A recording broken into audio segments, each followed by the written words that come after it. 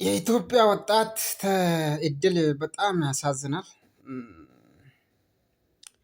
ባለፉት 8 ዓመታት በጦርነት ህይወት ያጣ ወጣት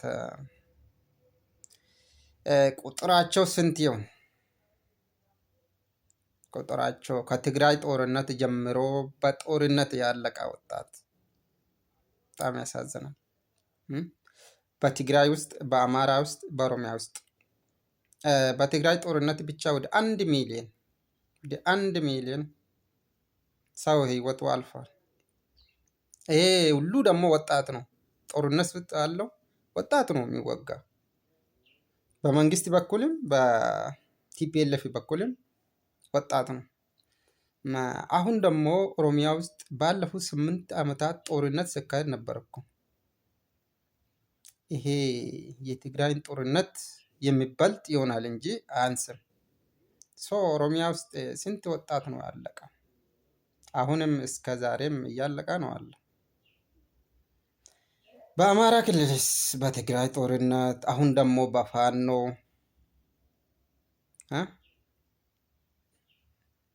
ያሳዝናል። ትግራይ ውስጥ ወጣት እንዳለ አሁን ሰራዊት ውስጥ ነው አለው። አማራ ክልል ውስጥ እንዳለ ሙሉ በሙሉ የተማረም ያልተማረም ጫካ ገብቷል። ፋኖ ውስጥ ነው አለው። የቀረው ደግሞ መንግስት በጉልበት ወደ ካምፕ እያስገባ ነው። ኦሮሚያ ክልል የታወቀ ነው፣ የምናውቅ ነው። አሁን ኦሮሚያ ውስጥ ስንት ወጣት ነው ጫካ ያለ? የሁሉ እኮ ከየትም ከሰማይ የወረደ አይደለም። ከሌላ ሀገር ከኤርትራዊ እስከ ኬንያ የመጣ አይደለም። ከኦሮሚያ ውስጥ እኮ ነው። ደግሞ አብዛኛው የተማረ ነው። የተማረ ኃይል ነው ጫካ ያለው። ስለዚህ እንዴት ነው ብልጽግና የምንመኘው? ጫካ ያልገቡትስ ምን ተስፋ አለው?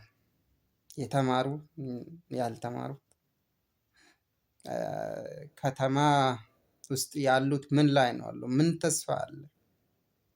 ሁሉም ሰው ተስፋ ቆርጧል። የመጨረሻ ተስፋ ቆርጧል ማለት ነው። እና በጣም ያሳዝናል። ስለዚህ እንዲህ አይነት ሁኔታ ውስጥ ሆነን ብልጽግና ማመኘት ያው ምኞት ግን አይከለከልም እንጂ በጣም አሳሳቢ ነው። እና ይሄ ወጣት እድሉን የሚወሰንበት ሁኔታ ላይ ደርሰዋል። ቅርብ ነው ማለት ነው። ስለዚህ እስቲ ብልጽግናችን በማን እንደሚመጣብን እናያለን።